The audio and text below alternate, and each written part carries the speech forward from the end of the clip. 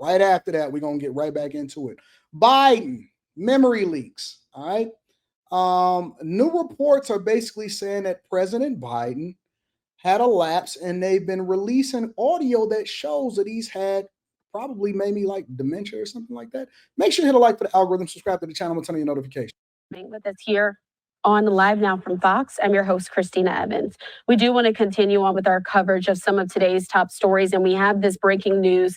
It's an exclusive from Axios showing you a live look there at the White House. Of course, we know the Trump administration is currently in office, but this dates back to President Biden's time as president. So they did have an exclusive here.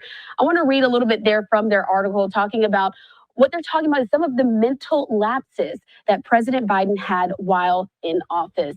And so it says, after uncomfortable pauses, President Biden struggled to recall when his own son died, when he left office as vice president, and what year the Trump administration took over, and why those classified documents that he should not have had were in his possession. And mods, don't mute them. We don't mute people over here. We let them rock out so that we can go ahead and make sure that we do what we do. All right. We don't block people. We just discipline them. I engage with the chat. Chat lives matter. Is all according to this October 2023 interview with special counsel Robert Hur. So what we do know and why this is important is those newly released recordings of former President Biden having trouble recalling some of these details while occasionally slurring his words and muttering shed some light on why the White House refused to release these recordings last year, as of course some of those questions were mounting about his mental capacity. I do want to play out some of that audio that is there from Axios. I want to play this out for you here on Live Now from Fox. Mr. President, was this something that you consciously kept after your term as vice president? Is this something that you wanted to hold on to? I don't recall. Did I have this? Was this in my possession, this memo? Yes, to give you some context for this, Mr. President, it was found in the front of this notebook that's on the first page, and the notebook was found in the library at the Lake House in one of the drawers in the cabinet. I don't recall how it got back. I mean, I don't recall how it got back in the book because I sent it to the president. I gave it to the president. And this looks like the original. I don't think maybe there's a copy made it, but I don't think so. It was faxed, just to give you. Oh, okay, that's why. Yeah. All right, now I got it. I wasn't sure whether I handed it to the president. It was faxed to the president, which I had the copy. Right. Did he say what? That's why. Yeah. All right, now I got it. I wasn't sure whether I handed it to the president. It was faxed to the president, which I had the copy. Right. Okay. You had the original. Yeah, I had the original, and I just put it in the book, and that was it. Okay. Were you aware that you had kept it after your term as vice president? Did you know that you had it? I don't know that I knew, but it wasn't something I would have stopped to think about. The reason I ask is it's been written about. Bob Woodward wrote about it in one of his books. Jules Whitcover wrote about it in his biography of you. So that's the reason I asked, is if it was something that you wanted to hang on to because it was going to be the subject of reporting or history. I don't have to be subject to reporting, but I wanted to hang. I guess I wanted to hang on to it just for posterity's sake. I mean, this was my position on Afghanistan. I've been of the view, from a historical standpoint, that there are certain points in history, world history, where fundamental things change, usually technology. For example, without Gutenberg's printing press, Europe would be a very different place. Literally a different place, because countries would not have known what was happening in other parts of the country. Think about a stupid idea, a notion. Nixon probably would have been president where he used to television, where he sweated. I mean, sincerely, he was sweating so profusely in that debate. A lot of people thought he won the debate, but he lost the debate because of his demeanor. So there's a lot of things that I think are fundamentally changing how international societies function, and they relate a lot to technology. And one of the things that I was of the view that a lot has changed in terms of everything from the internet to the way in which we communicate with one another, to that has fundamentally altered the ability. I've had this discussion with the press. Mr. President, I'm sorry to interrupt. No, I'm sorry. Anyway, that's what I wanted. I had really, nothing to do with Afghanistan. okay, great, that answers my question. And Mark, just really quick. Jesus, Lord have mercy. This dude had the nuke codes. He had the nuke codes, fam. Did you just hear what he said? He was talking about the internet and what the fuck was we doing? Do you know that this guy was at the helm? He was the most powerful man in the world for 4 years, and he was asking for another 4 years? Oh my God. And you know what the worst part about this is that it's not, the worst part about it is not that it happened.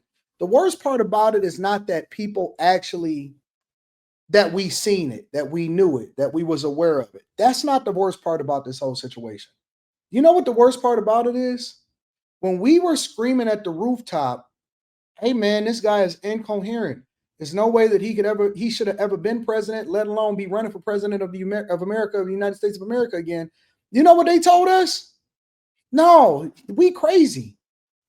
They lied to us. They lied to us and they gaslit us. And all of you idiots, you know, the ones that can't vote because, you know, prison sentences, Mr. Chris over here, not Chris, Mr. Smith and all of this, you know, the ones that's dusty in the chat, the ones that don't vote anyway. We know that they're not going to vote. It really don't matter. They just going to talk and type in the chat and all of that. They never have a profile picture. They never a real person. We know this.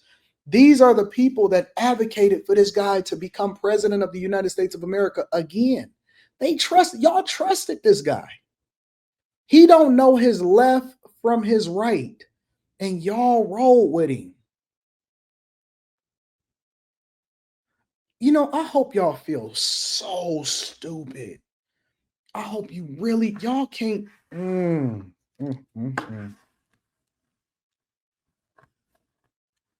All of y'all need helmets, bro.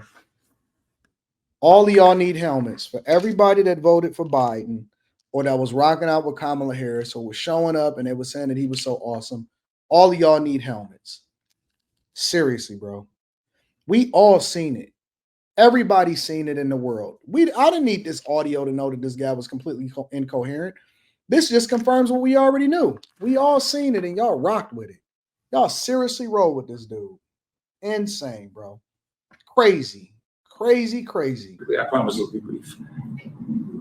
I just really would like to avoid, for the purpose of a clean record, getting into speculative areas. When the president responded and said, I don't recall intending to keep this memo, you then said, well, you know, might you have thought it was important to keep him, whatever? And he said, well, I guess I didn't even know he was president. He still thought he was vice president. He didn't know he was president. His recollection, as I understand it, is he does not recall specifically intending to keep this memo after he left the vice presidency. And I want these questions to be as clearly answered and recorded on the transcript as possible. I think we should take a break. Was this memo? All right, as you see there, ending there with saying maybe we should take a break from this. And again, this is some breaking news that we have from Axios. And just reading a little bit more from their article, saying that the audio also, as you were listening to there, appears to validate Hur's assertion that jurors in a trial likely would have viewed Biden as a sympathetic, well-meaning elderly man with a poor memory. This is partly based on some of that determination. Hur decided not to prosecute Biden for improper possession of classified documents. This angered many Republicans because they felt and saw that President Trump was facing charges in his own classified document scandal at the same time. Democrats in Biden's White House did openly blast her for his observations about. Let me spin over really quickly. I want to see something else. Just real quick. Totally effed us. That, a quote from a Kamala Harris official in a new book that paints a damning picture of how far the White House went to hide his decline. Among the revelations from Jake Tapper and Alex Thompson's book, Biden's team hid him from his staff and even members of his cabinet. They considered that he may need a wheelchair in the future and contradicted warnings from his doctor. And Biden didn't recognize George Clooney, one of his longtime supporters, and of course, one of the most famous movie stars and faces on the planet. But as the scandal branches grow, what about the people who have political runways, the Pete Buttigieg's of the world, hitting a Midwest tour, Kamala Harris thinking about a run for California governor? Will and should their futures be impacted by this scandal? Should be impacted. It kind of seems like the answer has to be yes, right? Well, like, wait a minute. Especially for someone like Kamala Harris, problem who's is in the now White House. every Democrat's rushing to say, "Oh my gosh, Joe Biden wasn't fit to run for re-election," but they let him stay in running the country for another 5 months. Right. It's complete hypocrisy to say, "Yes, we think he wasn't fit, but it was okay that policy continued to be made, and we didn't ask him to step down." It's tragic for the Democratic Party to have let him go on so long when clearly people around him knew that there was a serious problem. The people closest to him had been close to him for years, most of them like 20 years. So they were super loyal to him, more than normal analysts, activists who come and go. I don't know that I retain, as a Democrat, if I retain being a Democrat, if I'm mad at Pete Buttigieg because he didn't wait. Am I mad at Kamala? I would not think it would be her responsibility to say, you're not. Why are they letting Torre? Clearly, he's incompetent. Clearly, we still a part of the sister code. Clearly, these people are still trying to say and do it a certain way. And it's bad. This is just bad all across the board. Everybody knew that he was incompetent. Everybody knew that he was not fit to be president of the United States of America. We seen that he was on a decline. And you telling me that Pete, Kamala, Obama, Jill, Jasmine, AOC, Bernie, Chuck, all of these people, nobody was aware. Nobody could see the decline. Nobody could see the decline.